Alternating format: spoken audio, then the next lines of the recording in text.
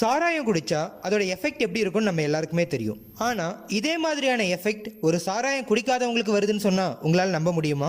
அந்த சாராயத்துக்கு தான் ஆங்கிலத்துல ஆல்கஹால்னு பேரு. ஒரு ரேரான கண்டிஷன்ல நம்ம வயிற்றுல இருக்கக்கூடிய ஈஸ்டே என்ன பண்ணுதுன்னா நம்ம கார்போஹைட்ரேட்டை ஆல்கஹாலா கன்வெர்ட் பண்ணுது. இந்த ப்ராசஸை ஃபெர்மெண்டேஷன் அப்படின்னு சொல்லுவோம். இந்த மெத்தடை தான் சாராயம் காய்ச்சறதுக்கும் பேக்கரியில பிரெட் தயாரிக்கிறதுக்கும் ஈஸ்ட் ஆட் பண்ணி செய்வாங்க. நம்ம மனித உடல்கள்ல இந்த நிகழ்வு ரொம்ப ரேரா நடக்குது. இந்த வியாதிக்கு ஆட்டோ பிரீவரி சிண்ட்ரோம் அப்படின்னு பெயர் வச்சிருக்காங்க. வெளிநாட்டில் இந்த டிசீஸ்ல பாதிக்கப்பட்ட ஒருத்தருக்கு போலீஸ் வந்து ஆல்கஹாலிக் அப்படின்னு சொல்லிட்டு ஃபைன் போட்டு அந்த பர்சன் அவர் ட்ரிங்க் பண்ணலன்னு சொல்லிட்டு டாக்டர் கிட்ட இருந்து மெடிக்கல் சர்டிஃபிகேட் வாங்கி கோர்ட்ல ப்ரூவ் பண்ணி அந்த பெனால்ட்டியை ரிவர்ஸ் பண்ணியிருக்காரு. இந்த வியாதியை ஈஸியாக ஆன்டிஃபங்கல் மெடிகேஷன் கொடுத்து கியூர் பண்ணலாம். அதே சமயத்தில் நம்ம உணவுல கார்போஹைட்ரேட்டை எந்த அளவுக்கு கம்மி பண்றோமோ அந்த அளவுக்கு இந்த ஆல்கஹால் கன்வர்ஷன் நடக்காது.